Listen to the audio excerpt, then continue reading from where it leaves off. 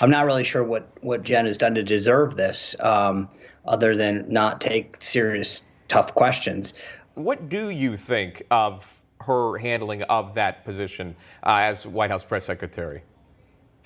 Sean, it's funny you mentioned the book at the top. I got two chapters in here, 17 and 16. They're both about the media, and I take more of a concern with their. I mean, Jen's job, as I've always said, the press secretary's job is to speak on behalf of the principal. The fact that no one pushes back on her, the fact that she isn't called out on the hypocrisy, the double standards, the failure of their policies, frankly, isn't her problem. It's a lack of journalism that's being or not being conducted in the White House briefing room that should be something that is alarming to anyone who aspires to or was a journalist. What's up, everybody? Major Retired Richard Ojeda here, and he is fuming with jealousy. Sean Spicy Spicer is not happy that Psaki bombs are a thing.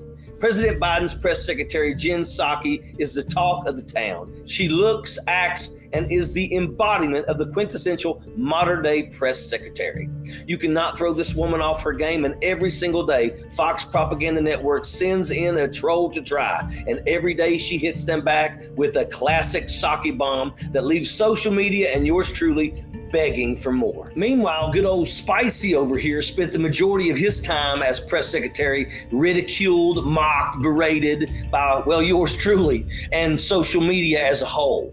All kidding aside, of course, Jen Psaki can do backflips around Sean Spicer. But you see, she has one thing going for her that he never did. She doesn't have to lie for her boss. President Biden is likely the most transparent president to ever sit in the Oval Office, a lifetime public servant who has one job and agenda, and that is to be our president and to ensure that America prospers. Spicy, on the other hand, had to always manage expectations with the orange Oompa Loompa. They would negotiate on which lies were acceptable and which were just too much for him to say.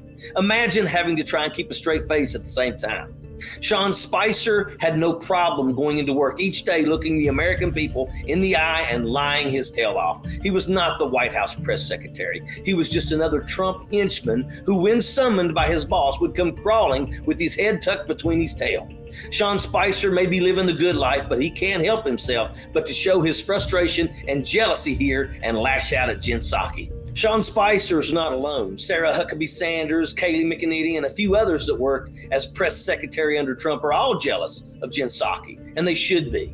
They're not worthy of being named in the same sentence as her, and that drives them all absolutely crazy. Spicer claims the media do not treat him fair and that they give Jen Psaki a pass. This guy just doesn't get it. The media attacks Jen Psaki ferociously, daily. But the difference is she doesn't have to lie to them, and they respect that. Sean Spicer lied. All of the Trump puppets did. We all knew that every time they opened their mouths. Reporters don't respect that, which is why Sean Spicer is on a D-rated network like Newsmax and not on any news outlet that people, really watch. Sappers clear the way, airborne all the way.